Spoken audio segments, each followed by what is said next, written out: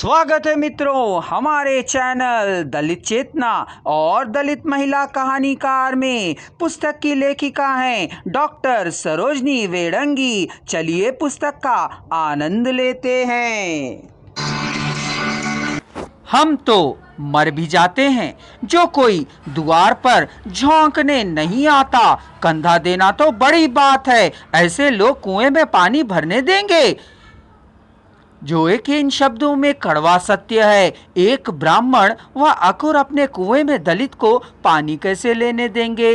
परंपरा टूट जाएगी। उनकी परंपरा में दलित के सवर्ण का सा रिश्ता नहीं होता, मूलतः वह दलित होता है। एक ही निगाह में भंगी, चमार, पासी मनुष्य नहीं होते। पर गागी को क्या मालूम, वह तो मानवता की बात करती है। गंगी का विद्रोही दिल इन रिवाजी पेचीदगियों और मजबूरियों पर चोट करने लगता है।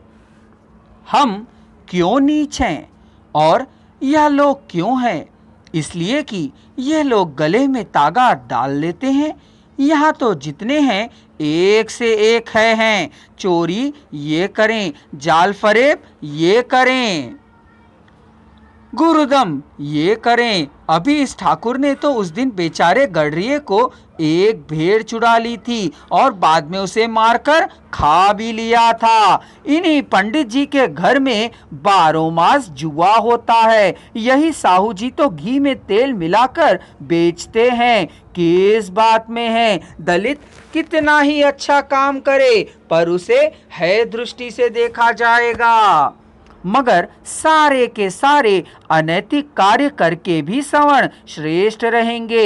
इसके लिए किसी तरह की पाबंदी नहीं है। अपनी जाति श्रेष्ठता के कारण ये दलितों को तय दृष्टि से देखते हैं। उनके साथ खा पी भी नहीं सकते क्योंकि इन्हीं लग जाएगी। मगर दलितों से बेगार करने व उनकी बहू बेटियों को घूरने में छूत नहीं लगती। गंगी के शब्दों में कभी गांव में आ जाती है तो रस भरी आंखों से देखने लगते हैं, जैसे सक्की छाती पर सांप लौटने लगता है। परंतु घमंड व सर्वों के इसी जाति श्रेष्ठता जैसे दंभ के कारण गण उनके कुएं से पानी नहीं भर पाती है और उसके पति जो एको ना चाहकर भी वही गंदा पानी पीना पड़ता है। इस तरह प्रेमचंद को इस कहानी में दलितों के अस्मिता को सवर्णों के आईने में दिखाया गया है। दलित इनकी सेवा करते हुए ही मर गए, इसी में उनकी मुक्ति है और यही उनके तथाकथित धर्म का। इसी तरह दूध का दाम प्रेमचंद जी की एक ऐसी कहानी है जिसमें एक दलित को उसके सेवा का फल तिरस्कार के रूप में मिलता है। कहानी में एक दलित परिवार है जिसका मुखिया गुहड़ है, पत्नी भूंगी के अलावा एक बच्चा सुरेगा है। जाति से बंगी भूरी का काम वाई है। वैसे तो बड़े बड़े शहरों में पाइयों को और लेडी डॉक्टर सभी पैदा हो गई हैं, लेकिन देहातों में जच्चे खाने पर भोंगनों का ही प्रभुत्व है। कुछ इसी तरह का प्रभाव बूंगी दाई का भी है।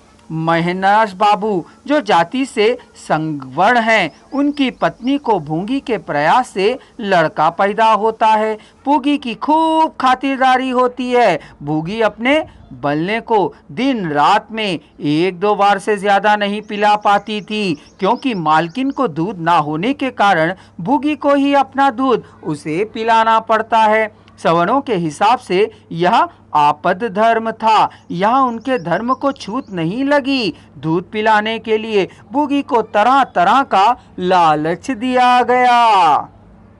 मालकिन कहती हैं, भंगी हमारे बच्चे को पाल दे, फिर जब तक तू जिए बैठी खाती रहना। 5 बीघे माफी दिलवा दूंगी, नाती पोते तक चैन करेंगे। और काम निकलते ही उसे धुतकार दिया जाता है।